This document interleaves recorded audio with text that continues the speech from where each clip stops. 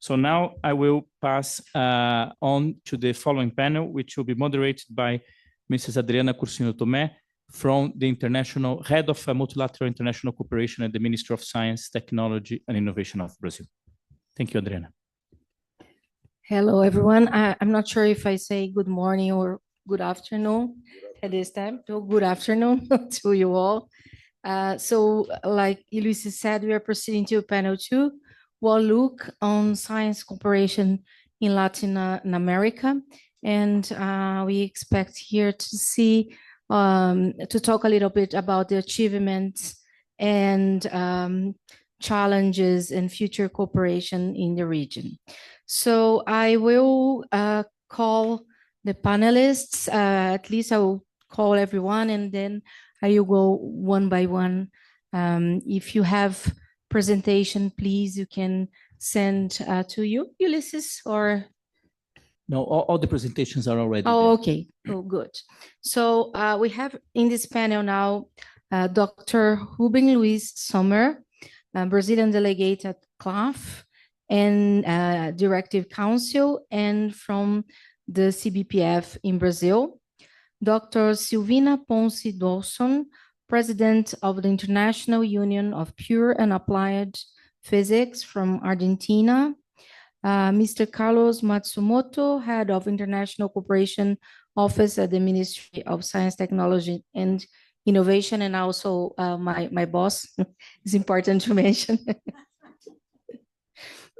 Yes, and then Mr. Ignacio Silva Santa Cruz, Head of the Emerging Technologies Division at the Ministry of Science, Technology, Knowledge and Innovation in Chile.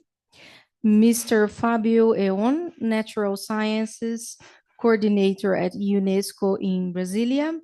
And Dr. Paolo Criminetti, Head of the International Center for Theoretical Physics High Energy Section in Trieste, Italy. So these are our very important panelists. And I will give you 10 minutes for your intervention or presentation. And then if we had time, we will depend on Ulysses, we proceed to one or two questions. So I call now Dr. Ruben Sommer for his intervention. Here. Thank you for the introduction. And as mentioned, let me just put my presentation here.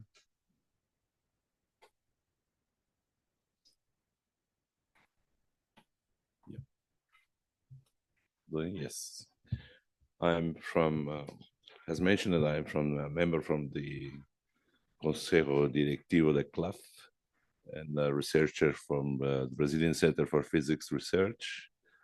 I'm representing my director that was not able to come. And I'll try to give you an overview. Brazilian Center for Physics Research is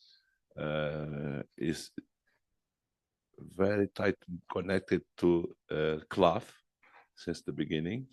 And for this reason, Claf is located, the main site, the headquarters is located at CBPF, that has an obligation to provide space and personnel for the operation of Claf. So it's a very old relationship. And let's go. I'll try to do it quickly, okay? I have a lot of transparencies, was more for showing things than discussing details. To give you an overview, this year we are completing 76 years old of our foundation. We are one of the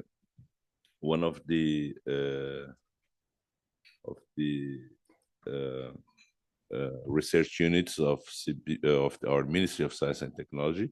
The ministry itself, it was created in 1985. It's very recent in a reorganization of our system. We have many kinds of structures here in our system. We have FINAP, which is our main supporter for infrastructure. We have Professor Aragão here representing this institution. We have here also Zé Roque, which is the director of CNPM. Is another kind of research institution that we call it a social organization. Is it not? It's supported by the government, but there's a different way of working with the structural and personal. But the main research units are here. We have the oldest one is the National Observatory. It was created by our second empire and before the Republic, and we have the National Institute of Technology. It was created in 1921. They are located in Rio. There are a lot of institutions in Rio because Rio was the former capital up to 1960. This city was created from nothing. There was just land here, and it was created in a record time, I believe, and then it became a very important, maybe the most important city for the government and the ruling of the country here, Brasilia. But Rio has a lot of institutions, and the National Institute of Pure and Applied Mathematics is located there. Is another institution like this CNPM. It's not a public institution in the formal way. TBPF is the oldest one. Not the oldest, has the National Observatory, but the oldest one in physics. It was the first place where you could do research in physics for a full time in Brazil. So it was a very special space in the country, and it was created after World War, as Professor Passos Videira mentioned it, and because of the interest on the nuclear physics. And interestingly, it became today the institute has a wide range of areas in physics and physics related. Okay, I will not go through this, but you can see there are 7 areas in Brazil where there is no presence of our Ministry of Science and Technology. So I appeal to the officials of our ministry that we need to populate these areas with units or subunits of our main institutions, and mostly they are concentrated in northeastern region. Our founders. We have 2 founders actually, José Leite Lopes and the Cesar Lattes, but Cesar Lattes maybe is more important for us because he's an experimentalist, and this for many years it was a hard activity in Brazil. Now it's much better, and he's a very important person in Brazilian science. He participated of discovery of meson pi, but later he has a lot of other things. He became a very famous scientist. He was in the cover of Time magazine. So for that reason, he has a very important role and facility to create things, among them the Brazilian Institute of Physics Research, together with José Leite Lopes in 1949. It was a civil organization. It was not a public research institute. Just to let you a little bit jealous, I couldn't put this. This was not given by my director, but I included in my presentation. This is a nice view of Rio. Many of you know them. This view, I have been there, but I'm going to show where we are located now, okay? So Claf is here too. So this is our location in Rio. We are very close to Military Engineering Institute and other important institutions. There is a campus there for the Federal University, just, on the side of CBPF, and another university, which is the State University of Rio de Janeiro, Federal State University of Rio de Janeiro.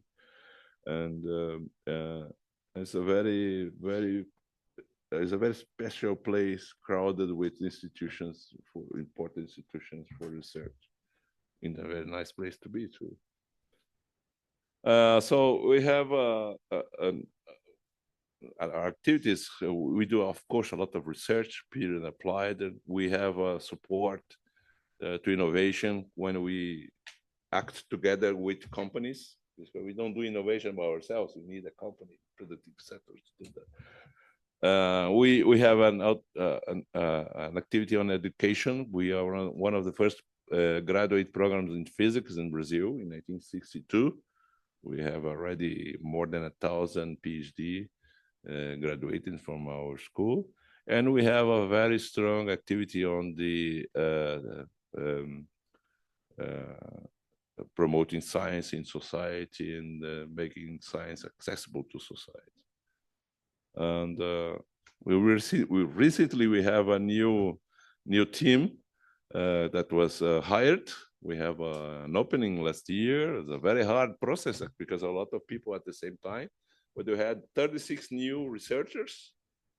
So we almost doubled the number of researchers in our institution, which is not close to the maximum number of researchers we had in the past, but we're becoming much better. And it's a lot of young ladies and guys that can help to go the next to run the institution for the next 30 years. So CBPF will not die. We have these areas of actuation. High energy in astroparticle physics. Astroparticle we started with José Leite Lopes, is the specialty of Ulysses. Materials and condensed matter physics, nanoscience and nanotechnology, biophysics and biomaterials, statistical mechanics and complex systems, mathematical physics and field theory, quantum technologies. There's a brand new lab starting there. Cosmology and gravitation, artificial intelligence and applied to physics. There's also a brand new lab there, and scientific instrumentation. Because, as someone mentioned, I think Cassius, it was 15 minutes. I will go faster. We always invested a lot in scientific instrumentation because there are periods where we have a lot of money. FINEP gives a lot of money to buy equipment, but eventually this equipment became old and we don't get money to fix it or substitute this equipment. Like this is the time now. We have to substitute several microscopes and things like that. And so we invest a lot, and we have a master's program on scientific instrumentation. I guess it's the only one in Brazil, together with the academic program. Oops.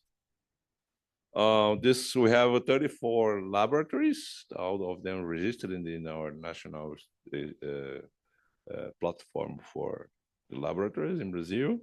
One of the most important one is more established now is the Lab Nano, which is an open facility for nanoscience and nanotechnology with electron microscopy and micro and nano fabrication. So if we had fellowships and support we could receive people from everywhere in Latin America to do their projects in CBPF at no cost. But many times we don't have money to bring people. This is something we are missing right now. And we have an applied magnetism laboratory that do a lot of things with our oil company. And the new laboratory of computing and artificial intelligence and the quantum technologies lab.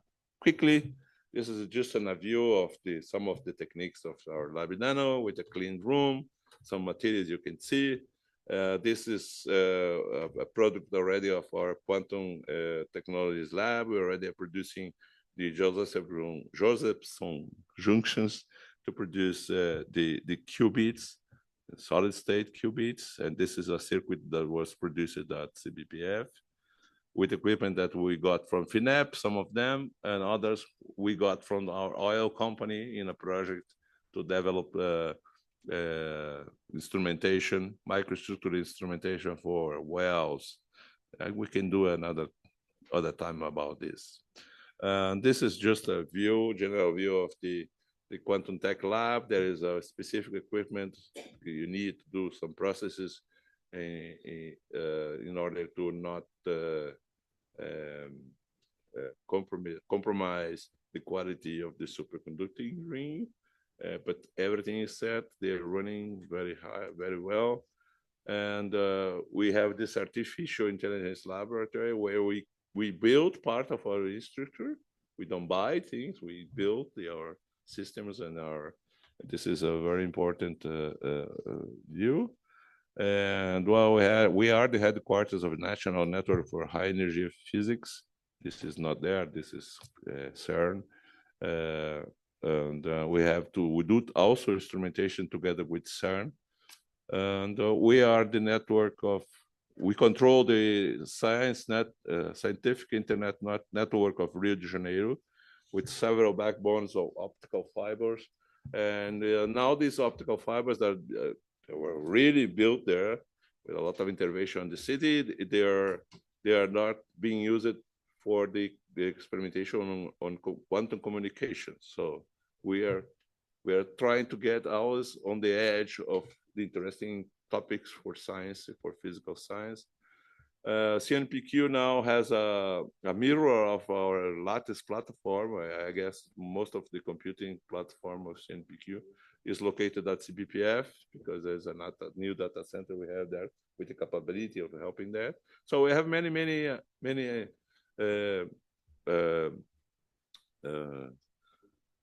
activities. We have a lot of cooperation with companies. We are winning some prizes of Inventor of the Year. This is the third year. Actually, I got this prize. The third year we got these prizes. So we are very close, try to get very close to the productive sector in industry. Although we do also a lot of very pure physics, basic physics. So we try to get to play in all parts of the field. And we have Claf there also, so we give support to Claf. So I cannot go into many details, but we are the head of the Nano Health Network of Rio de Janeiro State with a lot of institutions connected with other companies. We have a very important activities in these gamma ray observatories. Now Ulysses is taking care of that, and this brings some new opportunities to companies that participate on the creation of the detectors and develop new products. We have this academic, the master and PhD program, and a lot of activity for the popularization of science. So you can see here, again, in schools, specialized in schools and not specialized in schools for the community. Okay. Well, every year we have our school of CBPF, we have 700 to 1,000 people registered. So, and we are a very important key for international cooperation of Brazil with other countries in South America. Just that. Thank you. Well, one last thing. It is important for Claf because the old site is there behind Ulysses is being rebuilt, and Wow. will keep the original appearance with a very nice Claf will be relocated to its original position at CBPF, and also be a center for memory of physics and other activities. Just that. Thank you. Sorry for the time. Thank you, Dr. Sommer, for presenting us very insightful activities at the CBPF.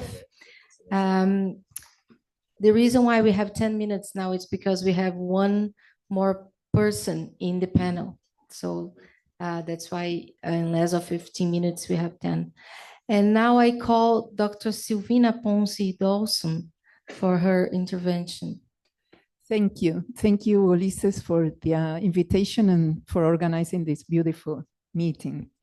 So I was trying to chop a little bit what I prepared because other people had already mentioned some of the ideas that I was planning to mention. But anyway, everybody talked about the need to increase our cooperation.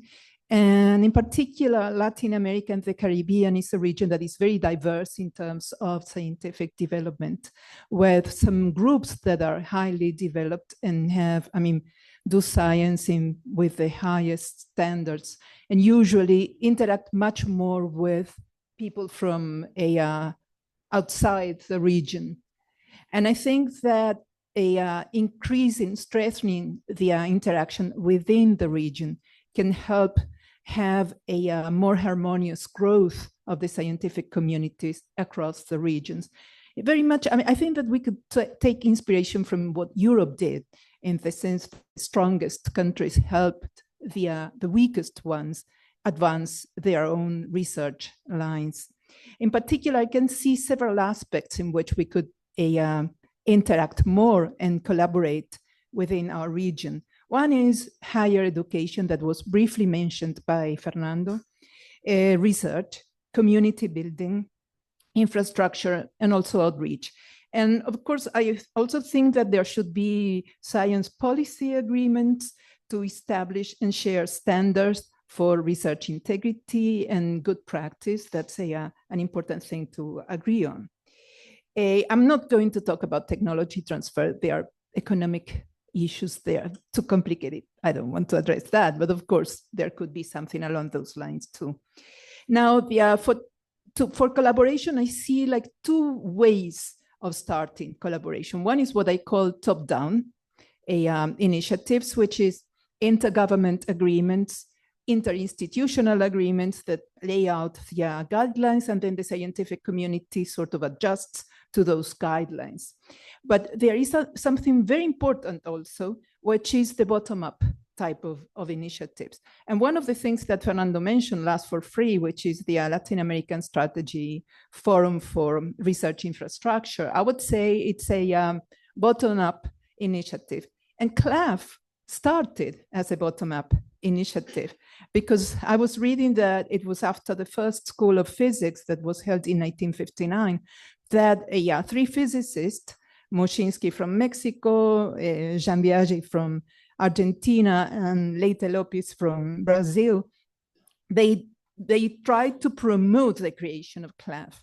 And so then it took having some connections, the right connections, having the support of the country, which was Brazil, and bring it to UNESCO, and had finally the endorsement of the government. But it started as a bottom-up initiative. And of course, all these collaborations need funding, and that's what we usually lack. Plus, sometimes we do have funding, but it doesn't stay. It's like, it's very fluctuating, and it kills us really.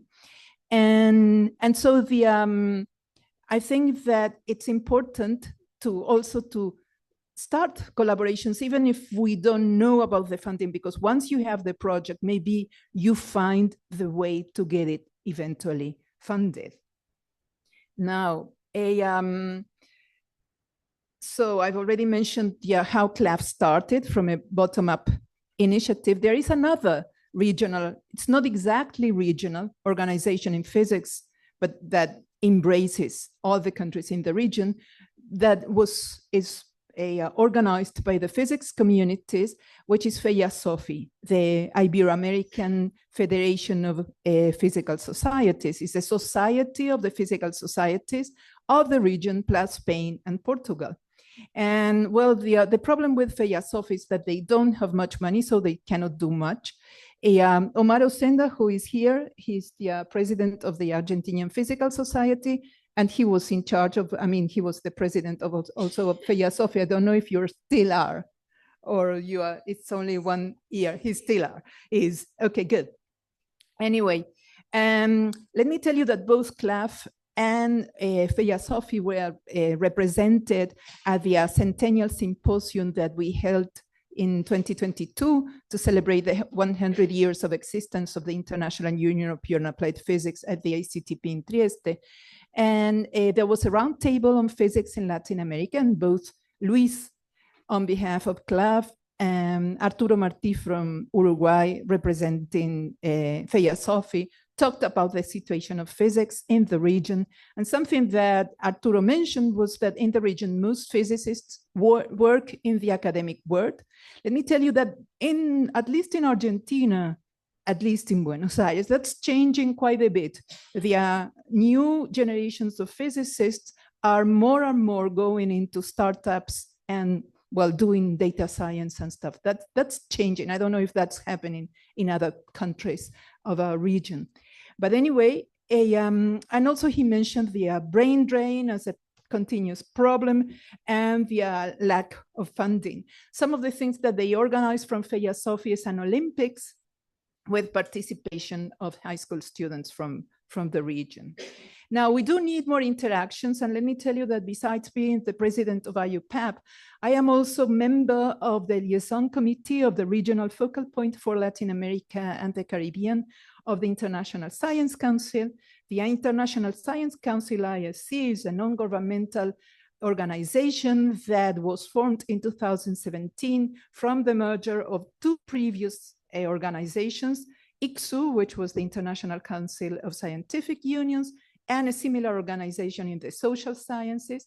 It's an organization where many of the international scientific unions are members of that. IUPAP is a member, as well as National Academies of Science. It has about 300 members or something like that. And they decided to establish these regional focal points, one in Latin America, and they reached an agreement with the Colombian Academy of Sciences to establish that. And one of the things, the most interesting things that were organized by the regional focal point together with the central headquarters of ISC was the Global Knowledge Dialogue that took place in Santiago de Chile last year. And in particular, I wanted to cite the words of some of the participants of a roundtable that I was the moderator of. And one of them was, the roundtable was about addressing the issue of opportunities and challenges for the 2030 agenda through empowering regional networks in the multilateral space. One of the participants, Pilar Moraga from Chile, director of the Center for Climate and Resilience Research and of the Center for Environmental Law of the University of Chile, she mentioned that when it comes to science and academics, the countries in the LAC region usually work in isolation from one another, but many times the collaborative networks exist and there is funding that comes from outside the region. And also Carlos Aguirre Bastos from Bolivia, also he mentioned that many times you have projects, collaborative research projects, and then once that funding that comes from outside stops, then those collaborations die. And so, Fernando mentioned Helen and ePlanet that were funded by the EU. I will mention briefly the Pan American Advanced Studies Institute that was funded by NSF during many years, that had a huge impact, funding the organization of schools for graduate students in the region. And so I think it's important that these collaborative efforts have the funding from our own sources and not just to rely on the external funding, because if not, there is no continuity. Now, to advance science, we need long-term projects. And of course, continuous funding is key for that. And our countries are subject to these huge fluctuations. And it's very easy to destroy the scientific ecosystem. It's very hard to rebuild it. And so let me tell you what my wishful thinking hope is. I would love to have a regional funding agency that could establish guidelines in the region and could provide something that you can rely on regarding funding. It would not only help for a more harmonious growth of our region in terms of science development, but also it would moderate all those problems that we have at the national level when funding is cut. Well, as long as countries go by the rules of those organizations. But anyway, so I think that could be a very interesting, it's my wishful thinking. Anyway. To mention that you have less than 1 minute now. Less than a minute. Yeah. Okay. Okay. So let me mention then some initiatives that are bottom up that take place in the region. One is LABI, which is Latin American Bioimaging, is an initiative to share equipment that already exists. And it's very much like what used to happen in Argentina with the National Systems Program, which was sharing existing equipment. And I think that we could start thinking of doing that. So it takes some sort of organization. Of course, then you need funding, and the way to attract heads of labs to share their own equipment and to allow the use of 20% of the time by external users was by offering the possibility to apply for funding for updates and stuff, but we can think of a scheme. And then I think that postgraduate programs in the region could be very, very good as well. And in that regard, also biophysics has a Latin American postgraduate program that we can try to imitate. But of course, having joint postgraduate programs would be much, much more interesting. And besides the sharing of lab equipment, we can also think of advancing then to the manipulating the equipment online, so at a distance. That's UNESCO started an initiative in that regard in Africa. I don't know how well it went. We had something for the teaching of physics, basic physics labs from the physics department in Buenos Aires with a smaller group in a newer university. Anyway, so, well, there are many other things that I thought of. And let me mention a network that we really created on physics of life, South America, that I expect will lead to future collaborations. And it's very important that we are a region of peace. We have all these challenges that Guillermo mentioned. In particular, let me recall that the Nobel laureates recently signed a call to prevent nuclear war. And I think that we are an example in that regard. So we have many things that we can do. And I'm sorry that I couldn't say more. Thank you.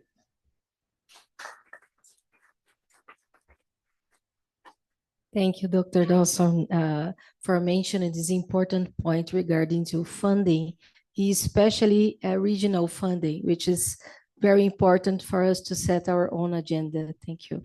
And now I call Mr. Carlos Matsumoto for his intervention.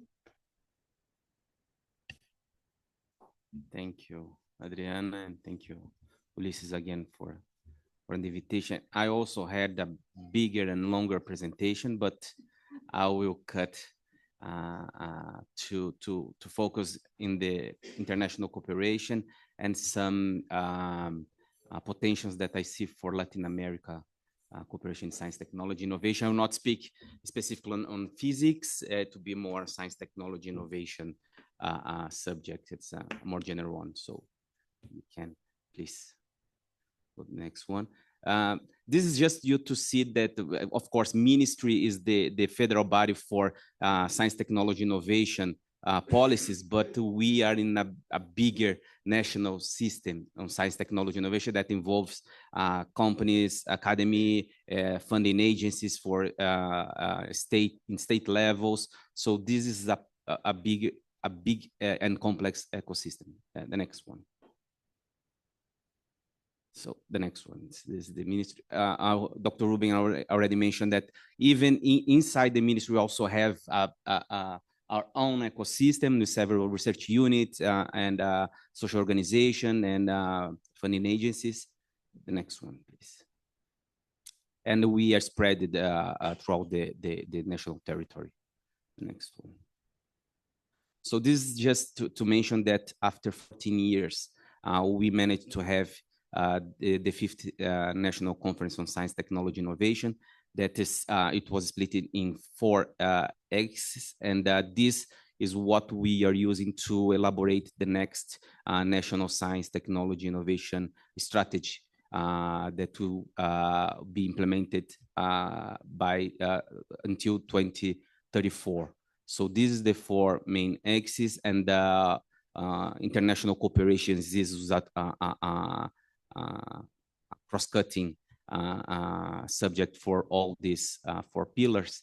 And yesterday in the afternoon, we presented the first version of the national strategy to President Lula, and now we will be in a phase of a national consultation, public consultation, to receive more suggestions on the strategy. One thing that I personally enjoyed very much is that this main goal to by 2034 to have 2% of GDP in R&D expenditure. This is something that we were looking for several years, and something that we would be very pleased to conquer in the next 10 years. The next one. So this is about the missions that you have with the links with the innovation policy, science, technology, innovation policy with the industrial policy. You can go that not have time to talk about this NIB. Next one. The next one. This is all the investments that we have, the National Fund for Science, Technology, Innovation. The next one, sorry. The next one. So Guilherme already mentioned that there's this view on science diplomacy, that there is international cooperation has a specific role in support and help global governance. So we have this idea that science values of rationality, transparency, peer review, and universality could support the governance process because they are the same all around the world. And they can support the geopolitical also connections and relations. We have the second point, there's the nature of the current global challenge, global warming mainly, but also loss of biodiversity, pandemics, hunger, that will have the solution only through science, technology, innovation. So this is a big push that while we should collaborate. And the third one is the high cost related frontier science. So we already have some examples. Salvatore is for CERN, but you have also the international space platforms and ESO and so on. So it's very expensive, and you just do this through international cooperation. The next one. But also Guilherme mentioned that we are in different global contexts with emerging technologies, new actors and poles of geopolitical power. We have more competition and for technology sovereignty and dominance, and strong protectionism, tensions, geopolitical tensions in various parts of the world, and increased barriers to scientific cooperation and technology transfer. So now we are talking about using common values as one of the requirements to cooperate and bring several difficulties, especially for us in the Global South. The next one.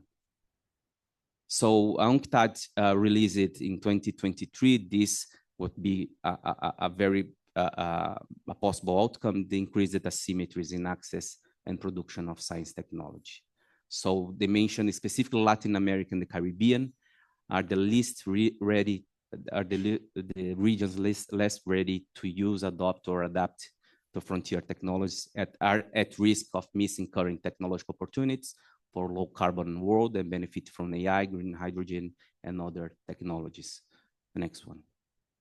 So we have a vision, of course, at the ministry that cooperation on science, technology, innovation must be key to national development process, technological sovereignty and autonomy, and for the reduction of global asymmetries in scientific, technological access and production.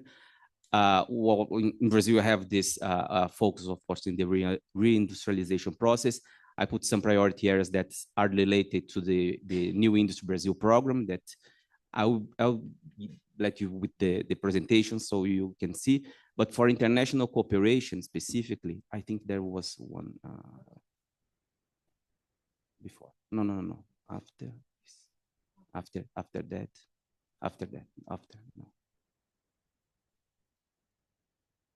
that. Yes. This one. No.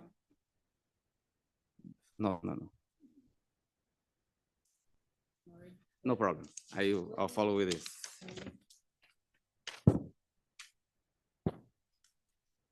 So we are working here at the ministry, of course, to maintain and deepen our relationship with US and Europe. This is we keep funding this project with these regions and countries, but we were also giving new push for cooperation with developing countries in Global South, with focus also on regional cooperation with Latin America and Caribbean. BRICS, of course, and African continent and Southeast Asia. I give you some examples of the traditional cooperation that we have with United Kingdom. We have these infrastructures in Amazon forest. Amazon Face with UK, Atto Tower with Germany. We last year also we had the accession process to Eureka Network. We finalized the accession to CERN, the first country in the Americas to be associate member to CERN. I think Zehoki will talk later on the Orion laboratory that several partnerships, including Germany. We reactivated the French-Brazilian Biodiversity Center, and also we are funding Unicamp with the experiment doing with the US. Next one. But we also have a good and big cooperation with developing countries. So we managed to in this government to launch and negotiate 2 new satellites with China, and they're 2 different ones. The Cyber-6 satellite, it's a radar technology satellite, and Cyber-5 will be the first geostationary satellite. It'll be a meteorological and environment one, the first one developed by Brazil. And yes, this is a huge advancement for our space program. We have already 6 BRICS. We are to 7 BRICS calls. The first one now in innovation that FINEP is operating. This is, we had the 6, we already funded more than 150 projects with BRICS countries, but now we are funding also innovation projects. That's something that the Brazilian presidency of BRICS this year proposed. We have in the community of Portuguese-speaking countries our scientific repository for open science, open access. We have in the region Rede Clara for the connectivity in research data.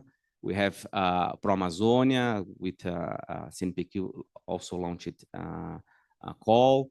We have more than 4 years working with CABIO, the Latin American Center for Biotechnology. We have the CITA network.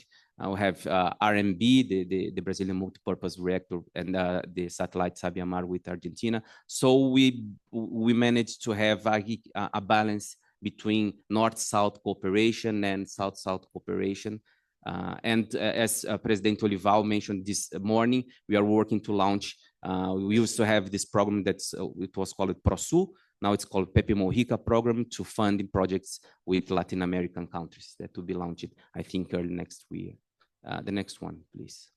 So for the region, I give you some of them that were already mentioned regarding what the potential of the region. So in the context of ecological transition, we think biodiversity, bioeconomy, it's a specific topic that the region has a very big advantage to use, and how to bring this mega biodiverse biome natural resource to technological products and services. In terms of renewable energy and minerals, I think also our region, we have also a very good advantage to foster science, technology, innovation in these areas. As was mentioned before by Silvina, we are an interstate zone of peace. This is not a trivial thing, you know, in the world that we're living today. And also, of course, the production of food and to balance the prices, and how we can put more technology in food production. But for all these actions, you need coordination. And coordination is not easy. As I already mentioned before in several topics, if it was easy, we already have done before. So this is a very complex thing, you know, and something that I would like to propose, and Brazil is proposing for the next year, the next one. This is to see, we have the structure, we have the mechanisms, we have the international organizations, the networks, they are there, but they are not talking to each other. And this is some Brazil, but I think other countries in the region, they see the same. We have several initiatives duplicating, putting resources, funding things, but we have a bigger picture that we need to understand. And we need to see how we can work together. And each of these mechanisms could be a specific part of a big thing.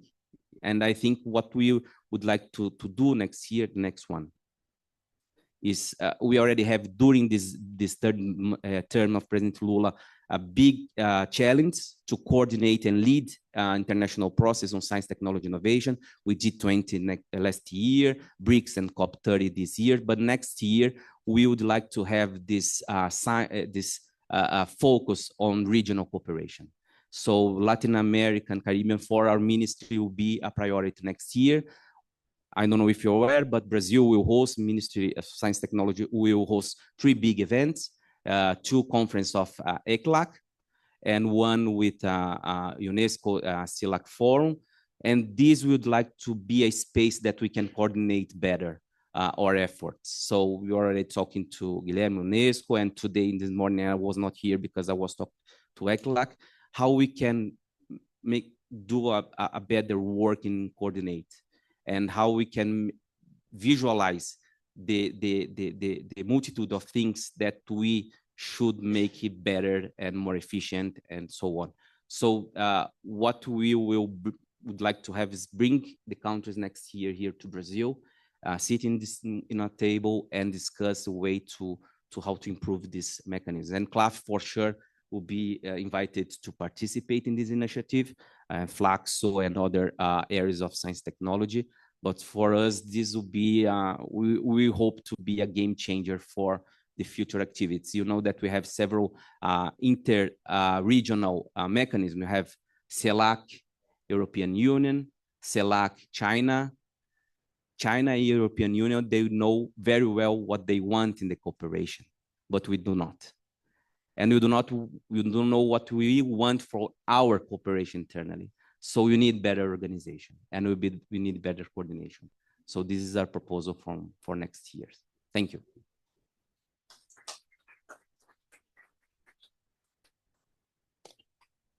Thanks, Carlos, for giving us this insightful overview of the international cooperation activities at the ministry. And then I call Mr. Ignacio Silva Santa Cruz for your intervention.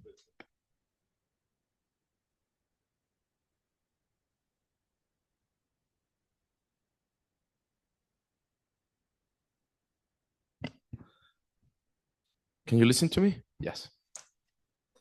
Thank you very much to everyone here, Ulysses, Claf, the Ministry of Science. It's super relevant for us to be here.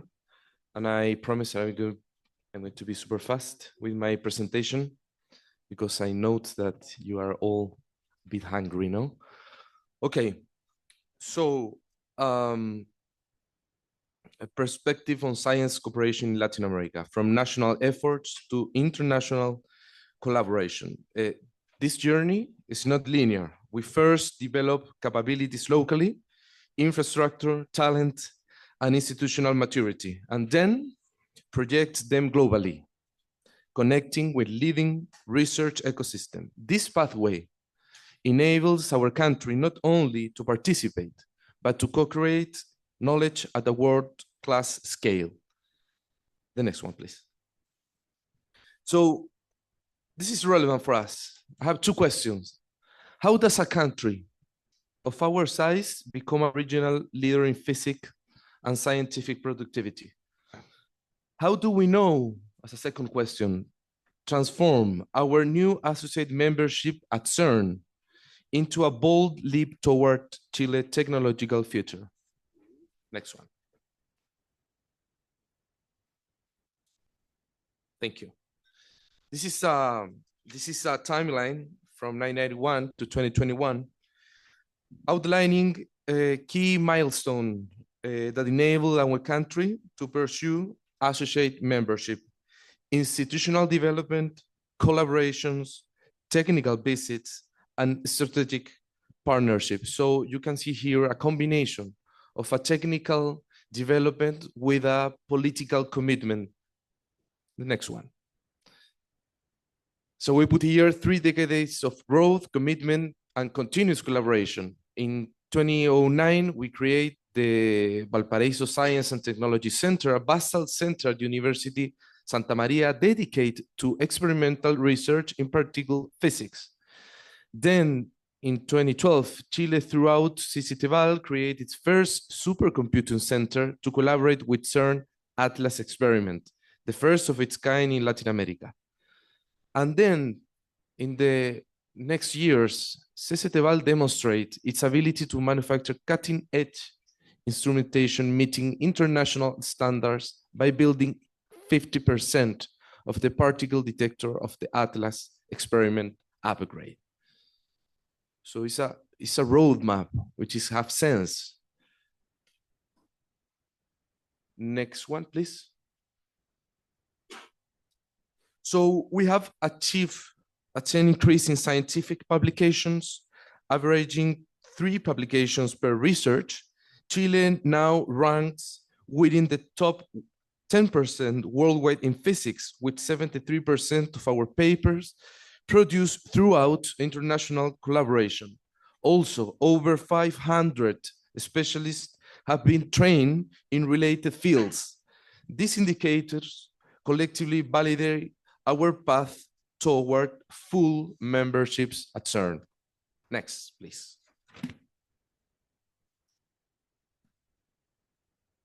So from collaborator to member, 2022, expansion of Chilean participation at CERN. By joining additional experiments, enable more Chilean scientists to collaborate in the major projects of the Large Hadron Collider.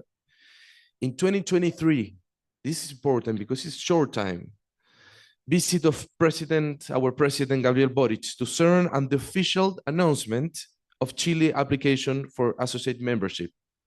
Then in 2024, approval and signing of the associate membership agreement by the CERN Council crowning decades of continuous cooperation. This is a short time to be inside this important organization. Next, please. You know better than me. CERN is an international cooperation ecosystem, 23 member states plus associate members, science booster for Latin America. This highlights several strategic principles. Scientific cooperation reinforce multilateral trust, especially when countries collaborate on shared infrastructure rather than bilateral competition.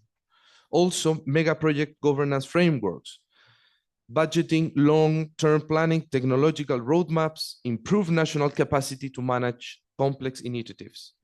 And finally, large scientific infrastructure creates diplomatic capital, allowing emerging economies to position themselves as reliable partners in high technology sectors. Next, please. Well, this is super important for us because we are in the Congress with this agreement.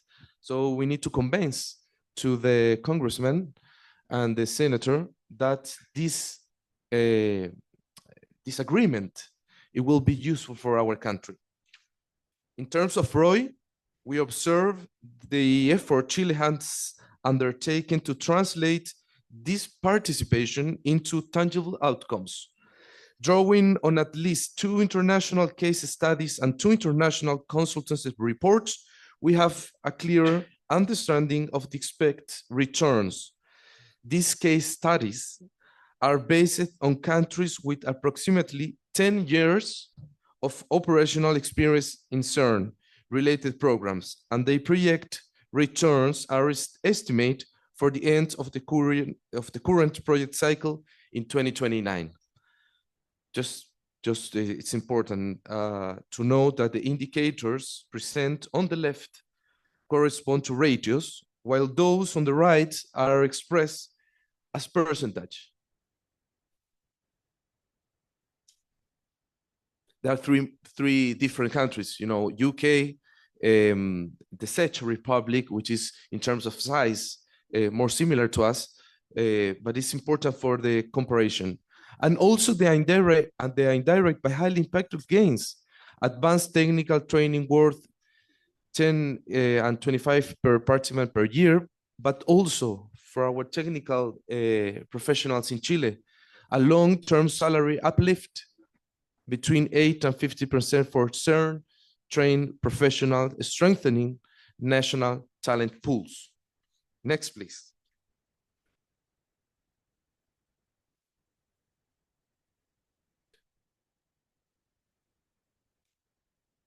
structural strength for international cooperation. So we have three main things as a country that are important in this phase. First, stability and commitment. Chile is a consolidated democracy, a OECD member, and a global exporter. We honor long-term international commitments and provide institutional certainty. Second, regional leadership in innovation. We are first in Latin American innovation for more than a decade. Startup Chile do 2,000 startups, 1 billion in sales. We have 4 unicorns. We know how to scale ecosystems. And finally, experience in mega science, 60 years hosting ESO and ALMA under robust legal frameworks. We can replicate this success in particle physics, now with CERN. Next, please.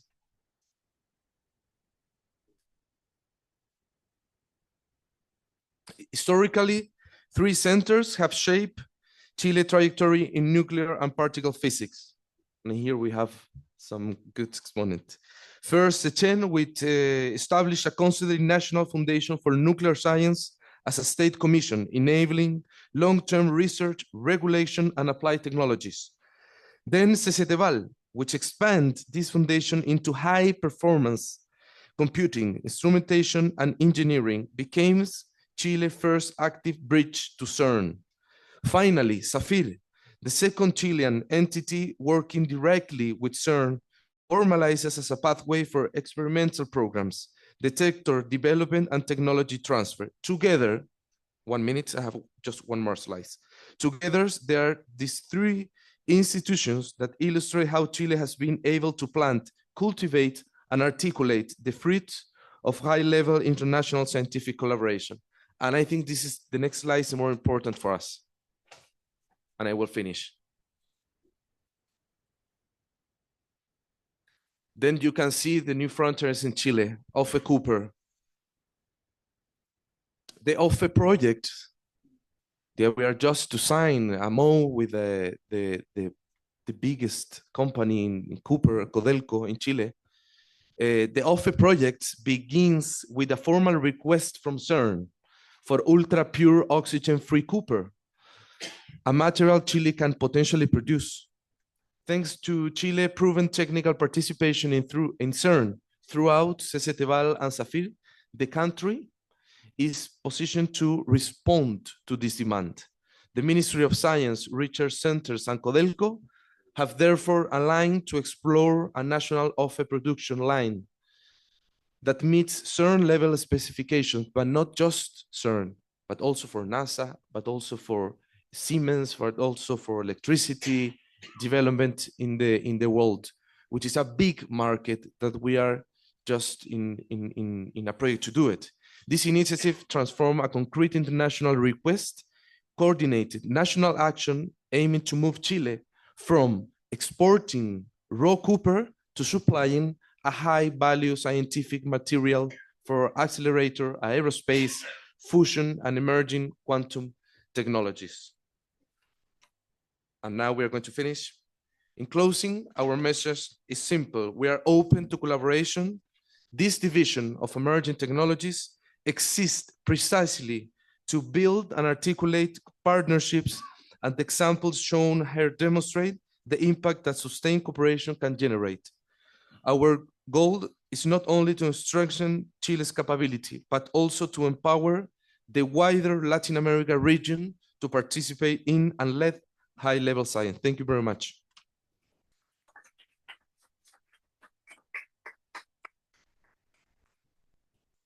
Thanks, Mr. Ignacio, for bringing us the milestones and challenges of Chile's national science technology development, and also for mentioning the importance of the alignment between technical development and political commitment, which I think is really, really important, and for showing us that Chile is open for enhancing the opportunities for international cooperation. Now I call to the floor Mr. Fabio Eon for his intervention. Thank you, Adriana. I promise to be very brief. I don't want to be the last person between you and lunchtime. I think my colleague Guillermo has covered a lot of points of my speech related to what UNESCO does and what UNESCO is. But maybe I'll use these 10 minutes just to stress some takeaways related to the opportunities that UNESCO can offer to you in Latin America and the Caribbean. Guillermo was recalling quite well that the mission of UNESCO is to reduce asymmetries in sciences. We know that the scientific environment is very asymmetric. We have asymmetries related to gender, related to income, related to access to technology. So it's part of our mission since 45 to reduce the inequalities in science, but also to produce a new conception of science, a science that is human-centered, a science that is ethical, a science that it's a citizen science, and if possible, an open science. So this is really the way forward that UNESCO is developing in the last 80 years. So just to summarize what I have here to say in terms of opportunities that UNESCO can offer, I would stress the first one, in my opinion, which is the capillarity that we have here in Latin America. As Guillermo has mentioned, we have offices in Lima, in Brasilia, in Montevideo, in Quito, in Havana. So all our staff is available to you guys. We have a very diverse staff within the offices, like people from biology, doctors, people from hard sciences, and so forth. So all the scientific team of UNESCO is available to help our member states. But of course, being this international organization that deals with science, education, and culture, is very complex to manage this mandate only with our secretary. We are quite small in terms of people working at UNESCO, so we count on the networks that we have, like UNESCO centers. We have plenty of specialized science centers in Brazil and in Latin America. Claf used to be a UNESCO center not too long ago, but we have quite powerful centers in Brazil, like CETIC, which is a center for ICTs. We have a center of hydroinformatics in the south, in Itaipu, shared with Paraguay, and also centers of physics, like in Mexico. We have a one that is very active and very high-profile center. So I reinforce this invitation that you work closely with our centers, with our units, with our officers. Not to mention the chairs that we have. We have almost 800 chairs around the globe. In Brazil, we have 25 chairs. At least 4 chairs are related to science. We have one on the history of science in Fiocruz. We have one related to ocean science at the University of São Paulo, and 2 chairs on bioethics. But maybe, as I was discussing with Ulysses, we can expand the number of chairs related to physics. So this is something that I will invite you to consider. The second takeaway that I would raise here is the normative role of UNESCO. Of course, UNESCO is an agency that dedicates its time to cooperation, to technical cooperation, but is one of the few agencies of the UN system that has a normative role. We produce conventions, declarations, recommendations. We have at least 200 documents that help our member states to set the way forward. Guillermo mentioned in his presentation the recommendation on open science, the recommendation on neurotechnology, that is a very new one, a groundbreaking recommendation that will deal with the ethical dimensions of neurotechnology for vulnerable groups like elderly people, disabled people, children. So it's a recommendation that, of course, will be very influential in the years to come.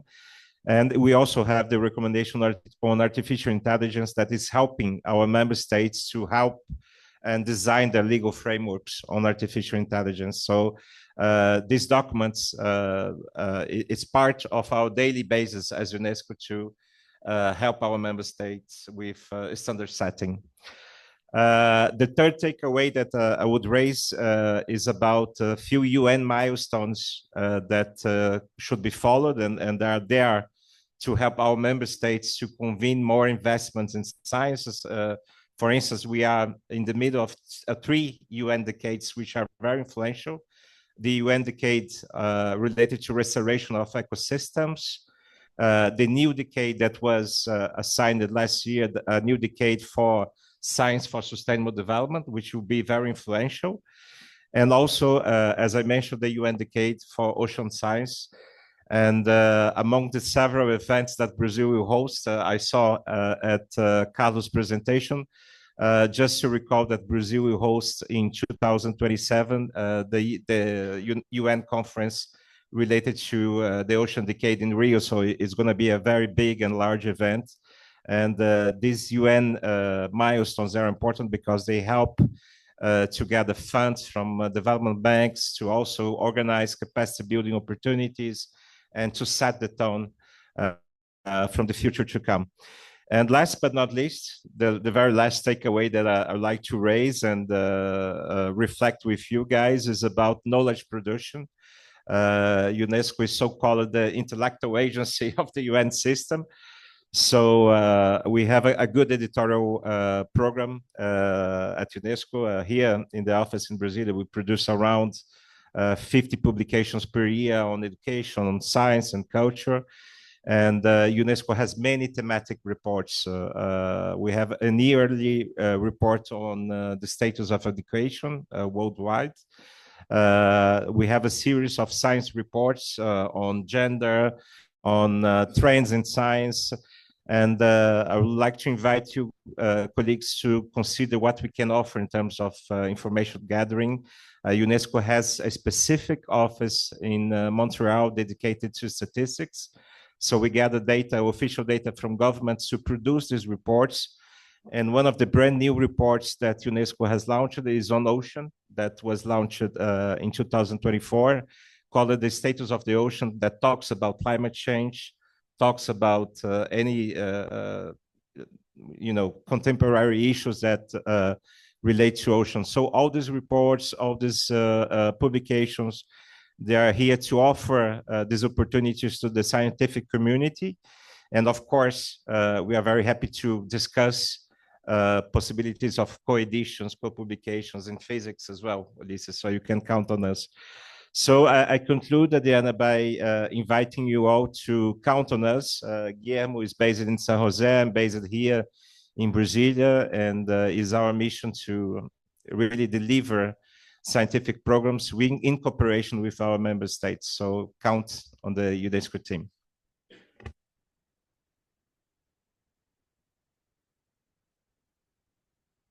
Many thanks, Mr. Fabio, for enlightening us regarding the role of UNESCO in the promotion of science, technology, and innovation. We were supposed to have one more panelist, but unfortunately, he's not able to join us. So I think we can have a quick question among the panelists. Is it okay for you? Or are we out of time? No, I think 15 minutes is not too bad for a very dense morning. So, but I would like to wrap up something of right. This panel from the perspective of Claf. So, there are a few points that were mentioned that I think are very important. The first thing is what Ruben alluded to in the end of his presentation, which is the fact that the historic building of Claf, which you see here, which is also the place where CBPF was created, and also CNPq was created, because CBPF was a radiator of institutions in this country. This building is being completely renovated, and soon Claf will go back to that place, which will be a historical mark for the physics in Brazil. No, so it's really to restructure the birthplace of the physics in Brazil and to keep it as a memory site for the beginning of this history. And this will be also an international visitor center. So we do hope to be able to, with Claf, create a dynamic place where we can receive as residents Latin American researchers interacting with Brazilian researchers in various topics through workshops and symposia. So this is a thing that will come in a few years, and we hope to be able to construct that. The second thing is what is related to what Ignacio Silva mentioned. A couple of weeks ago in Rio, we had a meeting similar to this one dedicated to cooperation with CERN. And it was an opportunity. The purpose of that meeting was to bring together Brazilians and Chileans who work very well when they are in Geneva, but do not work very often when they are in their home countries. And so to build this bridge, to start to have a footprint of cooperation in the continent, this is essential. And this is something that we wanted to start doing. And I was happy to see after the meeting in Rio that people are already going to visit each other. Zé Roque is going, I think, to Chile in January. I don't know, I was told, or someone is coming to visit you. I don't know. Someone is coming to visit you. So this is the kinds of things we want to create. And last thing, is that the relationship with UNESCO is extremely important for us. And you mentioned the chairs of UNESCO. And yesterday at the Claf Directive Council, which happened here, we approved a resolution to discuss the possibility together with Universidad de La Habana to fund a Claf chair in Cuba to help keep a footprint of good quality physicists teaching students in Cuba, which is one of the challenges they have there now, to retain people. So thank you very much for all your interventions, and Adriana. All right. Thank you, Ulysses, for wrapping up our session.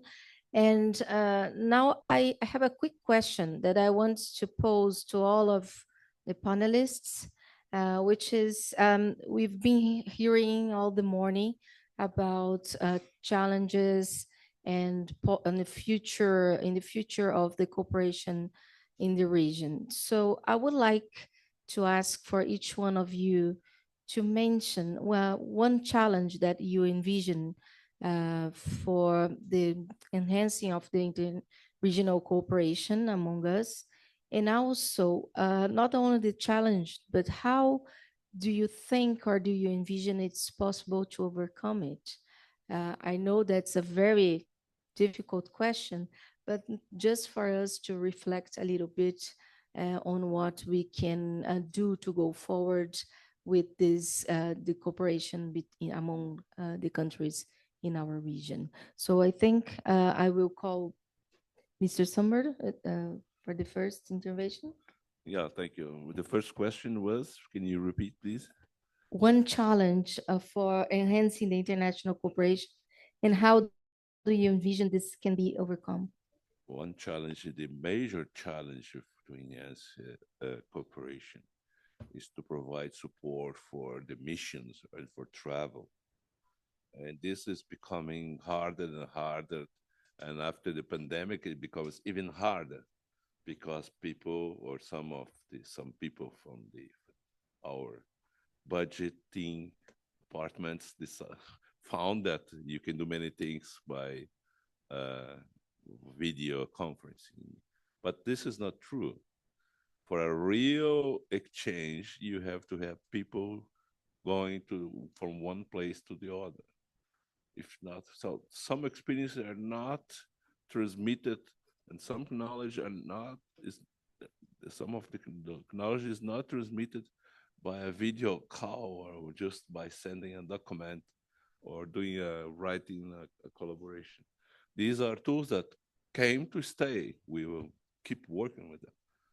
But you need to have support for that. And from my experience, this is the most important thing, because there are things that if you have the people over there, you have a discussion and you see the equipment, you can find out things to do, new approaches and new insights and new products at the end of the whole process, and how to interact with companies and etc. to generate wealth. And so this is a very important issue that I think all the planners should consider. And of course, the way to surpass this difficulties, to overcome this, is to provide more funds for this travel, for exchange. You see, we in Latin America, we are very proud of sending our students, our postdocs, and people to know the North, the big North. But we're not very good in sending people, exchanging people here down south. And I think this is something that should change. I'm not saying that we should, get rid of the cooperation with North, not because the cooperation is everywhere, but we have to somehow enhance that. I'm just finishing my term as a coordinator of a very big lab open facility in Rio at CBPF. So the number of people that was visiting us decreases a lot because there's not funding inside Brazil in between countries to have people, to receive people and use the equipment. Okay, so this is something very important. Indeed. Thank you very much. Dr. Silvina Dawson, please. And I will ask for all of you, please, Ulysses just mentioned to me for you to try to be concise, because otherwise we miss the lunch. Okay. So, well, I talked quite a bit about the need for stable funding, basically. And something that appeared during this meeting in Santiago last year was the idea of having some normative at the level of the region that could protect the right to science, which, as the ISC understands it, is the right to participate in and to enjoy the benefits of science that should be considered as a human right. And as a human right, then it needs continued support. So maybe thinking of some kind of norms at the regional level could help us too. Then I didn't talk much about the physics. I talked about mostly policy, but also at our centennial, we had a very interesting talk by a physicist who works on modeling of the atmosphere. And he mentioned that there is a need to have more people working on developing new models. And last year we had Giorgio Parisi speaking at our General Assembly. And Giorgio mentioned that the type of knowledge that physics creates, basic physics research, tries to understand in a way that is different from what machine learning techniques do, which treat systems very much like a black box. And that understanding can lead to new models that might allow us to predict better unexpected events, which is one of the things that are important to understand climate change. And so in that regard, this guy who was talking that maybe we need more physicists working on that type of issues, he was saying maybe people doing their PhDs in something else, then they want to get retrained. And so we could use the International Decade of Sciences for Sustainable Development to establish some type of program that could be to form new physicists in those areas and to retrain doctors in those areas. I think those are two very interesting challenges. Yes, thank you. Carlos now. No, I already mentioned in my presentation that I think coordination is a key thing for the region as government. Without coordination, it will be very hard to improve the collaboration and to make things better. Also, for sure, things that we are also looking internally, that is the previsibility of policy and funding, stability. I'll mention that the region is a place that we saw as a peace region, but we see that things are changing very fast here in the region, and they are escalating very, very fast. So stability is a key thing that we should also see. Thank you. Thank you, Mr. Ignacio. Yes, I think like we need to close the bridge between companies and science. It's relevant. That's why our emerging technologies division exists since January of this year, because we know that. And in terms of Latin America, we should build a block of companies and with the Ministry of Science and with scientific to do something different, but with a concrete plan. We need to abort something concrete that we know that we have the capabilities.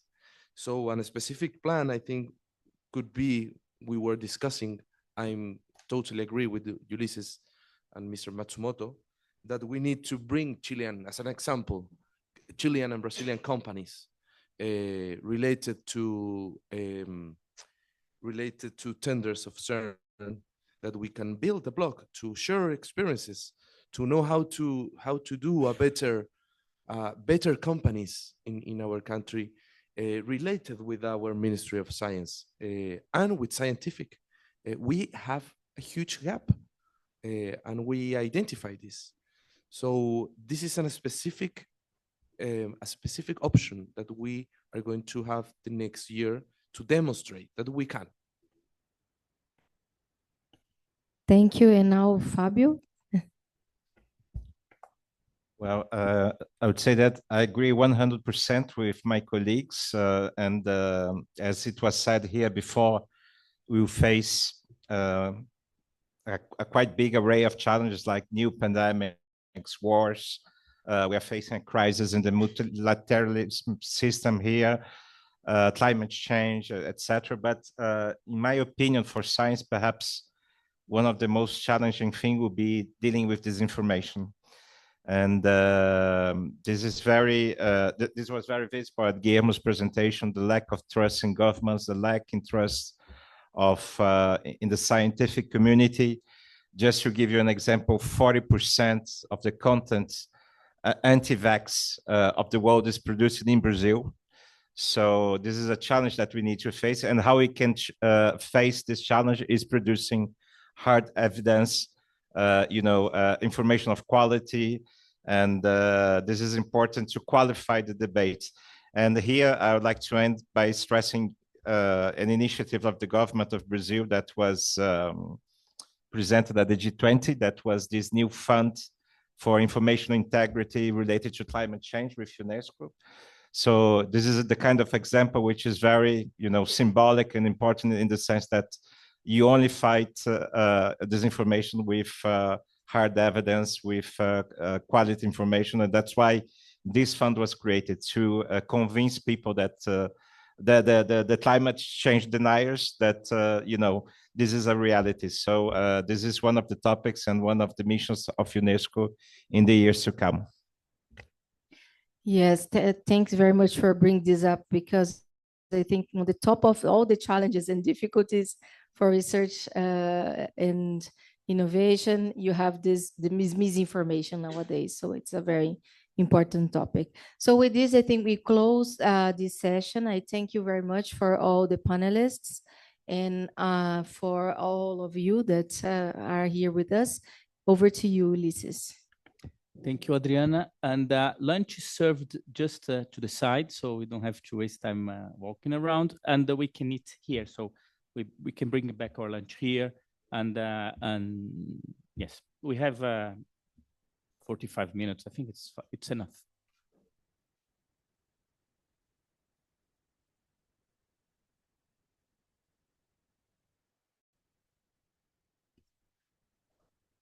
Okay, so let's move ahead with the program.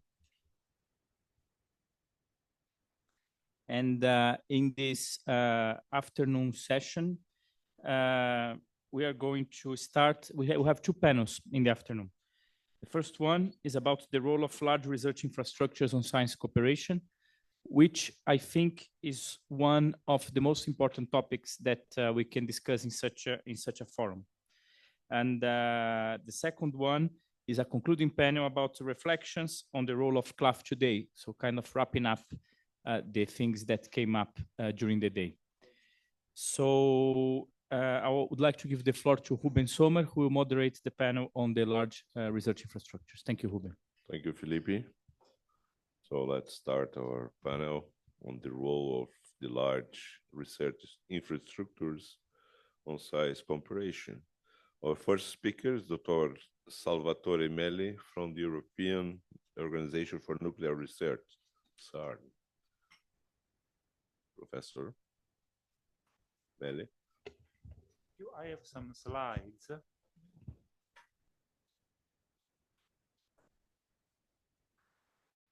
I sent you a WhatsApp with my slides.